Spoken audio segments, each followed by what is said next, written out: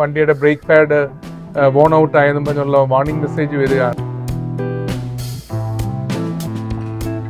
പുറകെ വരുന്ന വാഹനങ്ങളൊന്നും നമ്മളിങ്ങനെ ഒരു സഡൻ ബ്രേക്ക് ചെയ്യുന്നതിനെ പറ്റി ചിന്തിച്ചിട്ട് പോലും ഉണ്ടാവില്ല.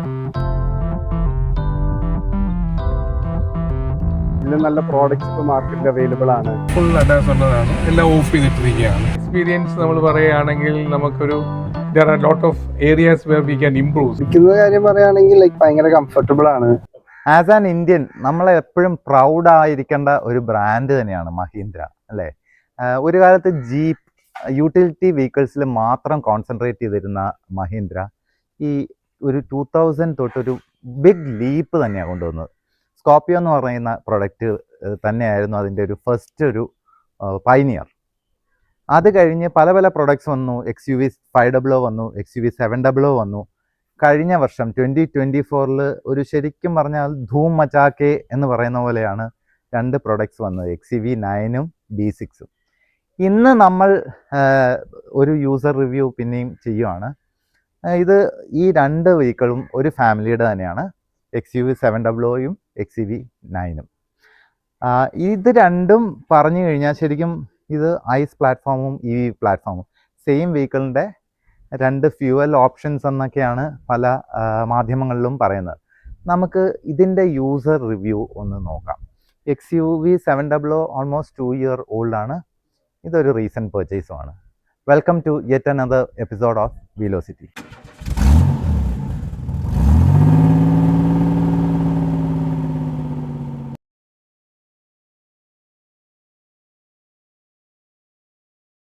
അപ്പോൾ ആദ്യത്തെ വർഷം തന്നെ മാരുതി 800, അത് കഴിഞ്ഞ് സെൻ, അതിനുശേഷം ബെലിനോ സെഡാൻ ടൈപ്പ് 2 അത് കഴിഞ്ഞ് സ്വിഫ്റ്റ് 2. പിന്നെയും എനിക്ക് ഒരു മാരുതി വെഹിക്കിളിലോട്ട് തന്നെ പോകണമെന്നായിരുന്നു എൻ്റെ താല്പര്യം. കാരണം 25-30 വർഷത്തോളം ഒരു മാരുതി ഫാനായിട്ടാണ് ഞാൻ നിന്നിരുന്നത്. മോനാണ് XUV 700 പോകാനായിട്ട് എന്നെ പ്രേരിപ്പിച്ചത്. എന്തായിരുന്നു മോൻ്റെ റീസൺസ്? മെയിൻ റീസൺ എന്ന് പറഞ്ഞാൽ നമ്മൾ മാരുതിയിൽ നിന്ന് എന്തായാലും വിട്ടുമാറണം എന്ന് തോന്നാൻ സമയം. കാരണം അതിൽ നല്ല പ്രോഡക്റ്റ്സ് ഇപ്പോൾ മാർക്കറ്റിൽ അവൈലബിൾ ആണ്. പ്രോഡക്റ്റ്സ് ഇപ്പോൾ വേറെ ഒരുപാട് നല്ല പ്രോഡക്റ്റ്സ് വരുന്നുണ്ട്. അപ്പോൾ അതിലാദ്യം എൻ്റെ കൺസിഡറേഷനിലുണ്ടായിരുന്നത് കിയയുടെ സെൽറ്റോസ് ആയിരുന്നു. അതിൻ്റെ പുതിയ മോഡൽ ഇറങ്ങുമ്പോൾ അത് നമുക്കൊന്ന് ട്രൈ ചെയ്യാതാകുമ്പോൾ കുറച്ച് കോമ്പാക്റ്റ് ആണ്, അത് ട്രൈ ചെയ്യാമെന്ന് വിചാരിച്ചാണ് അപ്പോഴോട് നമ്മൾ കിയ സെൽറ്റോസിൻ്റെ ടെസ്റ്റ് ഡ്രൈവിന് പോയതും അത് ഓടിച്ച് നോക്കിയതും. എന്നിട്ട് അപ്പം തന്നെയാണ് ലുലുവിൽ ഒരു പ്രാവശ്യം പോയപ്പോൾ ലുലുയുടെ അവിടുത്തെ മഹീന്ദ്രയുടെ ഒരു മാർക്കറ്റിംഗ് വഴി ടെസ്റ്റ് ഡ്രൈവിന് വിളിച്ചു. ആ സമയത്ത് നമ്മൾ BYD ആറ്റോ 3 നമ്മൾ ടെസ്റ്റ് ഡ്രൈവ് ചെയ്തു. അതെ. അപ്പോൾ നമുക്ക് ഒരു പുതിയൊരു വണ്ടി വേണം. സ്വിഫ്റ്റും ബെലേനോ ആയിരുന്നു നമുക്ക് അന്നുണ്ടായിരുന്നു. അപ്പോൾ അതിൽ നിന്നൊരു പുതിയ വണ്ടി വേണമെന്നുണ്ടായിരുന്നു. സെൽറ്റോസ് ഓടിച്ച് നോക്കിയപ്പോഴും ഹൈക്രോസ് നമ്മൾ ഓടിച്ച് നോക്കിയായിരുന്നു, ഇന്നോവയുടെ. അപ്പോൾ അതിൽ ഇപ്പോൾ സെൽറ്റോസ് ഓടിച്ച് നോക്കുമ്പോൾ പറയുകയാണെങ്കിൽ അതിലെനിക്കൊരു ലാഗ് ഫീൽ ചെയ്തു. ലൈക്ക് ഓട്ടോമാറ്റിക് ആണെങ്കിലും അതിലൊരു ഭയങ്കര ലാഗ് ഉണ്ടല്ലേ, നമ്മൾ ചവിട്ടിയാലും ഒരു പോയിന്റ് കഴിഞ്ഞിട്ട് അതിന് പവർ കയറുന്നുള്ളൂ, അങ്ങനെ അതൊരു പോയിന്റ്. പിന്നെ അത് കഴിഞ്ഞ് ആ സെയിം ഡേ തന്നെ XUV 700 ടെസ്റ്റ് ഡ്രൈവിന് വന്നത്. അപ്പോൾ നമുക്ക് പെട്ടെന്ന് സെൽറ്റോസിൽ നിന്ന് പെട്ടെന്ന് നമ്മൾ കമ്പയർ ചെയ്യാൻ പറ്റി. അപ്പോൾ അതിൽ നിന്ന് ഇതിലോട്ട് കയറിയപ്പോൾ ഒരു വലിയ ചേഞ്ച് ആയിരുന്നു. ലൈക്ക് ഫീച്ചേഴ്സ് വൈസ് ആണെങ്കിലും അതിൻ്റെ അകത്തുള്ള ഇരിപ്പാണെങ്കിലും സെൽറ്റോസിനേക്കാളും രണ്ട് സെഗ്മെൻ്റ് ആണെങ്കിലും സെൽറ്റോസിനേക്കാളും ഭയങ്കര പ്രോമിനൻ്റ് ആയിരുന്നു. അപ്പോൾ അങ്ങനെ നമ്മൾ ഇത് ചൂസ് ചെയ്തു. ഹൈക്രോസ് എനിക്ക് ഒട്ടും ഇഷ്ടപ്പെട്ടില്ല ഇൻ ടേംസ് ഓഫ് ഡ്രൈവിംഗ്. പുറകിലിരിക്കാനാണെങ്കിൽ ഡെഫിനറ്റ്ലി അതാണ് കംഫർട്ടബിൾ. പക്ഷെ ഇൻ ടേംസ് ഓഫ് ഡ്രൈവിംഗ് നോക്കുകയാണെങ്കിൽ ഹൈക്രോസ് ആ ഒരു ഫീൽ എനിക്ക് കിട്ടിയില്ല. അത് XUV ആയിരുന്നു തന്നത്. പ്ലസ് 1 വീക്ക് കൊണ്ട് നമുക്ക് ഡെലിവറിയും പ്രോമിസ് ചെയ്തു. അപ്പൊ ഈ കാര്യങ്ങളെല്ലാം ഒത്തു വന്നുകൊണ്ടാണ് നമ്മൾ പെട്ടെന്ന് മഹീന്ദ്ര വെഹിക്കിളിലോട്ട് മാറിയത്. അതെ അതെ. നമ്മളിപ്പം ഓണർഷിപ്പ് എക്സ്പീരിയൻസിനെ പറ്റി പറയുകയാണെങ്കിൽ നമ്മുടെ XUV 700 ഓൾമോസ്റ്റ് 60,000 കിലോമീറ്റർ ഓടി. വി ആർ 100% ഹാപ്പി എന്ന് പറയാം. ഈ വണ്ടി ഓടിക്കാനായിട്ട് ഒറ്റ കൈ മതി, അതാണ് ഇതിൻ്റെ ഒരു അഡ്വാൻറ്റേജ്. XUV 700 സസ്പെൻഷൻ ഭയങ്കര കംഫർട്ട്.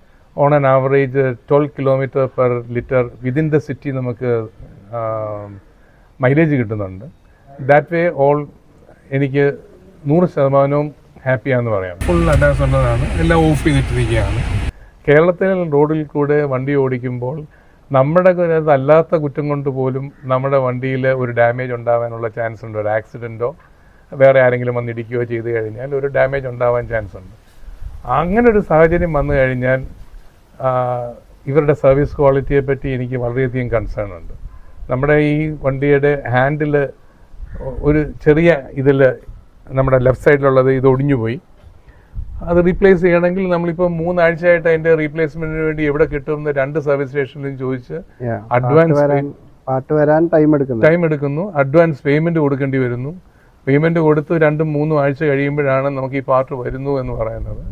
പിന്നെ സർവീസ് സ്റ്റേഷനിൽ ചെന്ന് കഴിഞ്ഞാൽ നമുക്കൊരു എമർജൻസി സർവീസിന് ചെല്ലാൻ പറ്റുന്നില്ല. ഒരു എമർജൻസി സർവീസിന് ചെന്ന് കഴിഞ്ഞാൽ ബുക്കിംഗ് എടുത്ത് 2 ആഴ്ച കഴിഞ്ഞിട്ട് വരാനാണ് നമ്മളോട് പറയുന്നത്. ഞാൻ ലൈറ്റിൻ്റെ കാര്യം പറഞ്ഞത് ഈ സ്വിച്ചും ഈ 2 സ്വിച്ചിൽ ഇലൂമിനേറ്റഡ് അല്ല. അതാണ് ഞാൻ കണ്ട ഒരു എന്താ പറയുക, ഒരു experience in terms of product ഭയങ്കര അടിപൊളിയാണ്.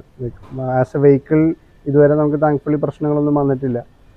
അപ്പം അങ്ങനെ നോക്കുമ്പോൾ ആസ് എ പ്രോഡക്റ്റ് അടിപൊളിയാണ്. പക്ഷെ സർവീസിൽ അവർ ഇമ്പ്രൂവ് ചെയ്യാനുണ്ട്, വളരെയധികം ഇമ്പ്രൂവ് ചെയ്യാനുണ്ട്. അവരുടെ സർവീസ് സ്റ്റേഷനിൽ സ്പേസ് പോലും ഇല്ല. ഞാൻ മെയിനായിട്ട് കാണുന്നത് അവർ മൾട്ടിപർപ്പസ് വെഹിക്കിൾസിൻ്റെ ഇടയിലിട്ട് ഇത് സർവീസ് ചെയ്യാൻ നോക്കുമ്പോൾ ഈ പുതിയ ന്യൂജൻ വെഹിക്കിൾസിന് ഉള്ള ഒരു സ്പേസ് നമുക്ക് എക്സ്ക്ലൂസീവായിട്ട് കിട്ടുന്നില്ല ബോഡി ഷോപ്പിലും. പിന്നെ നമ്മൾ ബാംഗ്ലൂർ വരെ നാഷണൽ ഹൈവേ കൂടെ വണ്ടി ഓടിച്ചു പോയി ഒരു 300 കിലോമീറ്ററോളം കഴിഞ്ഞപ്പോൾ വണ്ടിയുടെ ബ്രേക്ക് പാഡ് വോൺ ഔട്ട് ആയെന്നും പറഞ്ഞുള്ള വാർണിംഗ് മെസ്സേജ് വരികയാണ്. നമ്മൾ അതിനെപ്പറ്റി ഒരു കംപ്ലയിൻറ്റ് പറഞ്ഞപ്പം അത് ബ്രേക്കിലോട്ടുള്ള ഒരു ലൈനിങ് എലി കടിച്ചതാണെന്നുള്ള കാരണത്താൽ നമുക്ക് വാറണ്ടി നഷ്ടപ്പെട്ടു ആ particular പാർട്ടിൻ്റെ. But we had to do a lot of communication regarding this is something which has happened during the driving, not at the time of parking. So it is not rat bite എന്ന് prove ചെയ്യാൻ ഞങ്ങൾ പലവിധത്തിൽ ശ്രമിച്ചു. അവരുടെ ബാംഗ്ലൂരുള്ള service station ആണെങ്കിലും നമ്മളെ misguide ചെയ്തു, saying that 10 minute കൊണ്ട് repair ചെയ്തു തന്നു. പക്ഷെങ്കിൽ ഇതൊരു റാറ്റ് ബൈറ്റ് കൊണ്ടാണ്, അതുകൊണ്ട് നിങ്ങൾക്ക് വാറണ്ടി നഷ്ടപ്പെടുമെന്നുള്ള ഒരു റീസൺ ആ സർവീസ് ചെയ്യുന്ന സമയത്ത് ഞങ്ങൾക്ക് തന്നില്ല. പിന്നെ ഞങ്ങളൊരു ഡിസ്പ്യൂട്ടായിട്ട് എടുത്തപ്പോഴാണ് അവരുടെ റെക്കോർഡിലുണ്ടെന്നും ഇതൊക്കെ പറഞ്ഞു വന്നത്. Then we drop that bargain. Though we are convinced that it is not a rat bite, it has happened during the drive. അത് പോട്ടെ, പക്ഷേ ഞങ്ങൾ we are happy with XUV 700 as a product. അതാണ് ഞങ്ങൾ അടുത്ത കാറ് വാങ്ങിക്കുന്നതിനെ പറ്റി ആലോചിച്ചപ്പോൾ അവരുടെ നെക്സ്റ്റ് ജെൻ വെഹിക്കിളായ EVയിലോട്ട് മാറാൻ തീരുമാനിച്ചത്. അതിനുള്ള കാരണം 2 വർഷം കൊണ്ട് വിതൗട്ട് മച്ച് കംപ്ലയിൻസ് ഞങ്ങളൊരു 50,000 കിലോമീറ്റർ വണ്ടി ഓടി 12 കിലോമീറ്റർ പെർ ലിറ്റർ. അപ്പം ഏകദേശം ഞങ്ങൾ 5 ലക്ഷം രൂപയോളം ഞങ്ങൾ 2 കൊല്ലം കൊണ്ട് ഡീസലിന് വേണ്ടി സ്പെൻഡ് ചെയ്തായിരുന്നു. That we can save by investing in EV എന്ന് ഞങ്ങൾക്ക് ഒരു ചിന്ത വന്നു. അങ്ങനെ EV കുറേ നോക്കുന്നുണ്ടായിരുന്നു. പക്ഷെ ഒരു നല്ല ക്വാളിറ്റി ഒരു EV എന്ന് പറയുന്നത് എല്ലാം 60 lakhs BYD ഒക്കെ ഞങ്ങൾക്ക് ഒരു ചെറിയ ടെൻഷൻ ഉണ്ടായിരുന്നു. ചൈനീസ് വെഹിക്കിൾ ആയതുകൊണ്ട് എന്തെങ്കിലും ഇഷ്യൂ വന്നു കഴിഞ്ഞാൽ ഇതുപോലെ സർവീസ് പ്രോപ്പർ ആയിരിക്കുമോ, കാരണം നമ്മൾ റോഡിൽ ഇറങ്ങുന്നതല്ലേ, അപ്പോൾ എന്തും സംഭവിക്കാം. EVയിലോട്ട് വരാനായിട്ട് ബേസിക്കലി പറഞ്ഞ പോലെ നമുക്ക് നല്ല ഓട്ടോ ഉണ്ട്. ലൈക്ക് നമുക്ക് ഫ്രീക്വൻ്റ് ആയിട്ട് കോയമ്പത്തൂർ ട്രിപ്സ് ഉള്ളതുകൊണ്ട് തന്നെ നമുക്ക് ഒരു EV എന്ന് പറയുന്നുള്ളത് ഇത് മേടിക്കുന്ന XUV 700 മേടിക്കുന്ന സമയത്ത് ഉള്ളൊരു ആഗ്രഹമാണ്. പക്ഷേ ഈ പറഞ്ഞ പോലെ നല്ലൊരു പ്രോഡക്റ്റ് നമുക്ക് മാർക്കറ്റിൽ അവൈലബിൾ അല്ല എന്നൊരു കൺസേൺ ഉണ്ടായിരുന്നു. കാരണം BYDയുടെ ആസ് എ പ്രോഡക്റ്റ് നല്ലതാണെങ്കിലും it will cost around 40, 45, 60 lakhs ഒക്കെ ആയിരുന്നു. പിന്നെ വേറെ ഓപ്ഷൻ എന്ന് പറയുമ്പോൾ ടാറ്റയിലോട്ട് പോകാൻ താല്പര്യം ഉണ്ടായിരുന്നില്ല, കാരണം ടാറ്റയ്ക്ക് അങ്ങനെ ഒരു നല്ലൊരു പ്രോഡക്റ്റ് ഉണ്ടായിരുന്നില്ല. പിന്നെ മഹീന്ദ്രയുടെ ഇത് ലോഞ്ച് ചെയ്തപ്പോഴാണ് കണ്ടിട്ട് ഭയങ്കരമായിട്ട് ഇഷ്ടപ്പെട്ടതും. എൻ്റെ ഡിസൈൻ ആണെങ്കിലും ഫീച്ചേഴ്സ് ആണെങ്കിലും ഇഷ്ടപ്പെട്ടു. പ്ലസ് 700 ഉപയോഗിക്കുന്നതുകൊണ്ട് ആ മഹീന്ദ്രയിലോട്ടുള്ള ഒരു അട്രാക്ഷൻ ഓൾറെഡി വന്നിട്ടുണ്ടായിരുന്നു. അപ്പം അങ്ങനെ ആ പ്രോഡക്റ്റ് കണ്ട് ഇഷ്ടപ്പെട്ടു. പിന്നെ നമുക്ക് പ്രീ ബുക്ക് ചെയ്യാനായിട്ടുള്ള നമ്മുടെ ഒരു ഫ്രണ്ട് വഴി നമുക്കിത് പ്രീ ബുക്ക് ചെയ്യാനായിട്ടുള്ളൊരു ഓപ്ഷനും കിട്ടി. ഫസ്റ്റ് ബാച്ചിൽ ഡെലിവറി കിട്ടാൻ ഒരു ഓപ്ഷൻ കിട്ടി. അങ്ങനെ വന്നപ്പോൾ നമ്മൾ എന്നാ വിചാരിച്ചു, okay will go for it എന്നുള്ള ഒരു ഡിസിഷൻ എടുത്തു. അങ്ങനെ അതങ്ങനെ നമ്മൾ ക്ലോസ് ചെയ്യായിരുന്നു. പിന്നെ നമ്മൾ ഫസ്റ്റ് സ്ലോട്ടിൽ എടുത്തുമില്ല, കാരണം അതിന്റെ എന്തെങ്കിലും എന്താ പറയുക സ്നാഗോ അല്ലെങ്കിൽ ഒരു പുതിയ ഇലക്ട്രിക് വെഹിക്കിളാണ് ഇത്രയും ഒക്കെ ഉള്ളതുകൊണ്ട് നമുക്ക് ചെറിയൊരു ടെൻഷൻ ഉണ്ടായിരുന്നു. അതുകൊണ്ട് ഒരു ബാച്ച് ഞങ്ങൾ വേണ്ടാന്ന് വെച്ചു. അതെ, മാർച്ചിൽ എടുക്കുന്നതിന് പകരം ഞങ്ങൾ ജൂണിലെടുത്തു. ജൂണിലാണ് എടുത്തത്. അപ്പം ജൂൺ വരെ ഞങ്ങൾ എക്സ്റ്റെൻഡ് ചെയ്തപ്പോഴത്തേക്ക് ഞങ്ങൾ റിവ്യൂസ് ഒക്കെ പലയിടത്തും വായിച്ചു. വലിയ സോഫ്റ്റ്വെയർ ഇഷ്യൂസ് ഒന്നും ഒരിടത്തും ആരും റിപ്പോർട്ട് ചെയ്യുന്നില്ല. വെഹിക്കിളിനെ പറ്റി എല്ലാം പോസിറ്റീവ് ന്യൂസ്. അപ്പം ഞങ്ങൾ ഡെലിവറി എടുത്തേക്കാമെന്ന് വിചാരിച്ചു. സോഴ്സ് ഓഫ് ഇൻഫർമേഷൻ എന്ന് പറയുമ്പോൾ എൻ്റെ കൂടുതലും യൂട്യൂബ് വീഡിയോസ് ഞാനിങ്ങനെ യൂസർ റിവ്യൂസ് ഒക്കെ കാണുന്നതാണ്. പലരുടെയും യൂസർ റിവ്യൂ ആയിക്കോട്ടെ, വണ്ടിയുടെ തന്നെ റിവ്യൂ ആയിക്കോട്ടെ കാണുന്നതായതുകൊണ്ട് ഞാൻ അത് റെഫർ ചെയ്തായിരുന്നു. അത് കുറേ റെഫറലായിട്ട് വന്നിട്ടുണ്ടായിരുന്നു. അത് കൂടാണ്ട് അതായിരുന്നു നമുക്ക് ബേസിക് സോഴ്സ് ഓഫ് ഇൻഫർമേഷൻ എന്ന് പറഞ്ഞു കഴിഞ്ഞാൽ. പ്ലസ് നമ്മുടെ ഫ്രണ്ട് അവർ ഫസ്റ്റ് ലോട്ടിൽ തന്നെ എടുത്തിട്ടുണ്ടായിരുന്നു. അവരാണെങ്കിൽ BMW, മെഴ്സിഡസ് ബെൻസ് ഒക്കെ യൂസ് ചെയ്യുന്ന എൻ്റെ ഒരു ഫ്രണ്ടായിരുന്നു. He strongly recommended that I will use only XCV9e once he purchased. അത് BMW ഒക്കെ പുള്ളി സൈഡിൽ കാർ പാർക്കിംഗ് ഏരിയയിൽ ഇട്ടിരിക്കുകയാണ്. സെക്കൻഡ് ലോട്ടിൽ നമുക്ക് ആ ഫസ്റ്റ് ബുക്കിംഗ് തന്നെ അവർ ഇത് ചെയ്ത് തന്നിട്ട് നമ്മൾ കോയമ്പത്തൂരിൽ നിന്നാണ് ഡെലിവറി എടുത്തത്. XCVയുടെ ഓണർഷിപ്പ് എക്സ്പീരിയൻസ് നമ്മൾ പറയുകയാണെങ്കിൽ നമുക്കൊരു there are lot of areas where we can improve. So ഞാനൊരു 8 to 9 ഓവറോൾ വെഹിക്കിളിനെ പറ്റി പറയുകയാണെങ്കിൽ it is a wow factor. There is wow factor definitely. വണ്ടിയുടെ ഓടിക്കുന്ന കാര്യം പറയുകയാണെങ്കിൽ ലൈക്ക് ഭയങ്കര കംഫർട്ടബിൾ ആണ്. പറഞ്ഞ പോലെ ലോങ് ട്രിപ്സ് പോകാനാണെങ്കിലും ഇതിൽ പാട്ട് കേട്ട് പോകാനാണെങ്കിൽ ഏറ്റവും ഇഷ്ടം. ലൈക്ക് ഇതിന്റെ സൗണ്ട് സിസ്റ്റം ഭയങ്കര നൈസാണ്. ലൈക്ക് ഒരു പ്രീമിയം കാറ്റഗറി വണ്ടികളിലൊക്കെ വരുന്ന രീതിയിലുള്ള സൗണ്ട് 16 സ്പീക്കർ സൗണ്ട് സിസ്റ്റം ഒക്കെ ഭയങ്കര രസമാണ് വണ്ടി ഓടിക്കുമ്പോൾ. അത് പാട്ട് കേട്ട് പോകാൻ ഐ റിയലി എൻജോയ് ദാറ്റ്. ഞങ്ങൾ ലോങ് ട്രിപ്പ് ഒക്കെ പോകുമ്പോൾ അത് ഭയങ്കര അടിപൊളിയാണ്. പ്ലസ് ഇതിന്റെ പവർ ആണെങ്കിലും ഇതിന്റെ സമയത്ത് നമുക്ക് ആവശ്യത്തിന് പവറും അൺപെഡൽ ഡ്രൈവിങ്ങും എല്ലാം ഭയങ്കര കംഫർട്ടബിൾ ആണ്. അതല്ലാണ്ട് ഇങ്ങനെ വണ്ടി മൊത്തത്തിൽ ഇതുവരെ അങ്ങനെ ഗ്ലിച്ചോ അങ്ങനത്തെ ഒരു സോഫ്റ്റ്വെയർ ഇഷ്യോ അങ്ങനെ ഒന്നും ഇതുവരെ ഉണ്ടായിട്ടില്ല. നമുക്കങ്ങനെ ഇതുവരെ നമ്മളെ തടസ്സപ്പെടുത്തുന്ന രീതിയിലൊന്നും ഇതുവരെ താങ്ക്ഫുള്ളി പറ്റിയിട്ടില്ല. അത് വളരെ നല്ലൊരു പ്രോഡക്റ്റ് ആയിട്ട് തന്നെ എനിക്ക് ഫീൽ ചെയ്തത്. ഈ വണ്ടി റേഞ്ച് ആയിക്കോട്ടെ ഭയങ്കര നല്ല റേഞ്ചാണ്.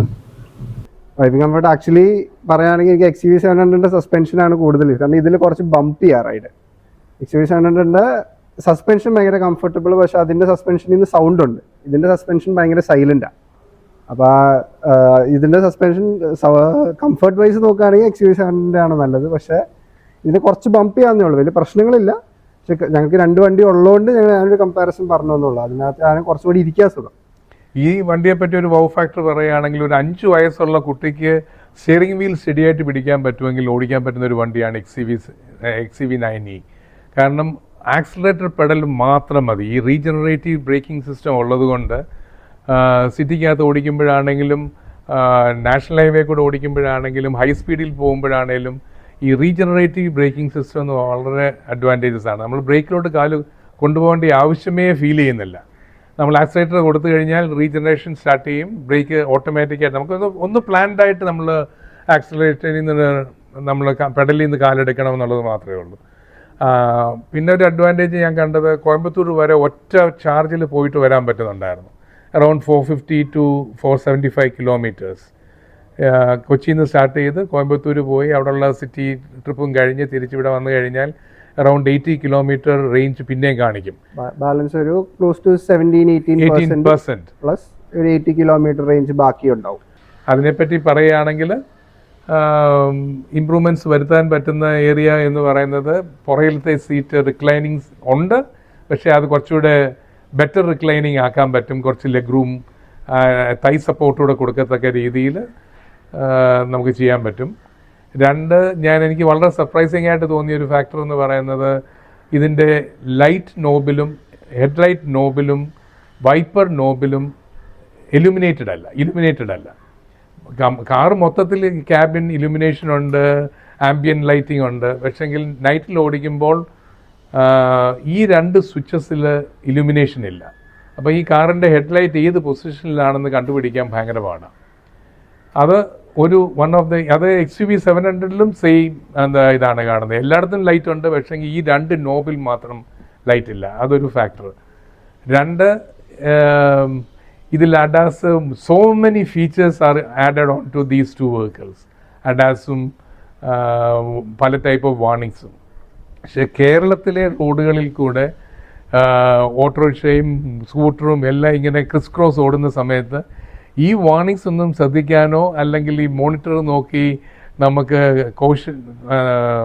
കോഷ്യസ് ആയിട്ട് ഓടിക്കാനോ പറ്റില്ല. നമുക്ക് ഗ്ലാസ്സിൽ കൂടെ ഫ്രണ്ടിൽ വരുന്ന വാഹനങ്ങളെ മാത്രമേ നോക്കി ഓടിക്കാൻ പറ്റുള്ളൂ. അല്ലാതെ ഇതിനകത്ത് വരുന്ന വാർണിങ്സ് ഒക്കെ നാഷണൽ ഹൈവേ കൂടെ 80-90ക്ക് മേളിലുള്ള സ്പീഡിൽ ഓടുമ്പോഴാണ് ഇതിൻ്റെയൊക്കെ യൂസേജ് വരിക. കേരളത്തിൽ 60-നും 80-നും ഇടയ്ക്ക് ഓടിക്കാൻ പറ്റുന്ന റോഡുകൾ വളരെ വളരെ ചുരുക്കമാണ്. ആ റോഡിൽ ഓടിക്കുമ്പോൾ പോലും നമുക്ക് ഈ അഡാസ് ഫീച്ചേഴ്സ് ഒന്നും അപ്ലൈ ചെയ്യാൻ പറ്റുകയില്ല. കാരണം ഒരു വണ്ടി ലെഫ്റ്റിൽ നിന്ന് വരും, വേറൊരു വണ്ടി റൈറ്റിൽ നിന്ന് വരും. അത് രണ്ടും കൂടെ റോഡിൻ്റെ നടുക്ക് നമ്മൾ വരുമ്പോൾ ഈവൻ ഒരു അഡാസ് ഉപയോഗിച്ച് ഒരു സഡൻ ബ്രേക്ക് ആയിരിക്കും ഇടുന്നത്. He has never experience such A situation. അത് വന്ന് നമ്മളെ ബാക്കിൽ ഡാഷ് ചെയ്യാനുള്ള ചാൻസസ് ഒരുപാടുണ്ട്. അതുപോലെ അതുകൊണ്ടെല്ലാം അത് ഓഫ് ചെയ്തിട്ടിരിക്കുക. എല്ലാം നമ്മൾ സിറ്റിക്കകത്ത് ഓടിക്കുമ്പോൾ ഓഫ് ചെയ്തിട്ടാണെങ്കിലും കുറച്ച് ടൂ മച്ച് ഇൻഫർമേഷൻ ആണ്. ലൈക്ക് കുറേ കാര്യങ്ങൾ, കുറേ വാർണിങ്സ് വരുന്നതുകൊണ്ട് തന്നെ നമുക്കത് എല്ലാം കൂടെ അതുകൊണ്ട് നമുക്ക് സെലക്റ്റീവായിട്ട് അങ്ങനെ ഒരു ഓപ്ഷനും ഉണ്ട്. നമുക്ക് സെലക്റ്റീവായിട്ടുള്ളത് ഓൺ ചെയ്തിട്ടാൽ മതി, അല്ലാത്തത് നമുക്ക് ഓഫ് ചെയ്തിടാം. പാലക്കാടിനപ്പുറത്തോട്ട് നമ്മൾ വണ്ടി ഓടിച്ചു പോകുമ്പോൾ, നാഷണൽ ഹൈവേ കൂടെ പോകുമ്പോൾ ഇതെല്ലാം ഓൺ ചെയ്തിട്ട് ഓട്ടോ ക്രൂസ് ഇട്ട് പോകാൻ വളരെ സൗകര്യമാണ്. ഞാൻ ഒരു പ്രാവശ്യം കോയമ്പത്തൂർ പോയപ്പം 20ക്ക് താഴെ എൻ്റെ ചാർജ് താണു പോയായിരുന്നു. അപ്പം ഞങ്ങളൊരു സിയോണിൻ്റെ ചാർജിങ് സ്റ്റേഷനിൽ കയറ്റി ചാർജ് ചെയ്യാനിട്ടു. 120 കിലോവാട്ടിൻ്റെ ചാർജിങ് സ്റ്റേഷനായിരുന്നു. അവിടെ ചാർജ് ചെയ്യാനിട്ടു. ജസ്റ്റ് ഒരു ചായ കുടിച്ച് വന്നപ്പോഴത്തേക്ക് 80% ചാർജായി. That is hardly 25 to 30 minutes. Engine വെഹിക്കിളിനേക്കാൾ എനിക്കിപ്പോൾ പ്രിയം EV വെഹിക്കിൾസിനോടാണ്. മഹേന്ദ്ര അടുത്ത EV വെഹിക്കിൾസ് ഇറക്കുകയാണെങ്കിൽ ഒരെണ്ണം വാങ്ങിക്കണമെന്നുണ്ട്. പക്ഷേ എൻ്റെ ഒരേ ഒരു കൺസേൺ ആഫ്റ്റർ സെയിൽ സർവീസ് ടീമും അതിൻ്റെ ക്വാളിറ്റീസും. മഹേന്ദ്രയുടെ ടോപ്പ് എൻഡ് ആയിട്ടുള്ള 2 വെഹിക്കിൾസിൻ്റെ യൂസർ റിവ്യൂസ് ആണ് നമ്മളിപ്പോൾ കണ്ടത്. ഇത് ഐസിൽ ടോപ്പ് എൻഡ്, ഇത് EVയിൽ. അപ്പം ഇങ്ങനൊരു വെഹിക്കിൾ വാങ്ങാൻ ഉദ്ദേശിക്കുന്ന നിങ്ങളുടെ ഫ്രണ്ട്സിന് ഈ വീഡിയോ ഒന്ന് അയച്ചു കൊടുക്കുക. ഇത് ഓണസ്റ്റ് ആയിട്ടുള്ള യൂസർ റിവ്യൂസ് ആണ്. ഇതുപോലെയുള്ള യൂസർ റിവ്യൂസ് കാണണമെങ്കിൽ ഈ ചാനൽ സബ്സ്ക്രൈബ് ചെയ്യുക. പിന്നെ നിങ്ങളുടെ എക്സ്പീരിയൻസും കമൻറ്റ് ചെയ്യുക. നിങ്ങളുടെ വെഹിക്കിൾ ഇതേപോലെ ഫീച്ചർ ചെയ്യാൻ താല്പര്യമുണ്ടെങ്കിൽ അതും കമൻറ്റ് ചെയ്യുക. ഇനി മറ്റൊരു വീഡിയോയുമായി കാണുന്നവരെ സ്റ്റേ ട്യൂൺഡ്. Happy motoring.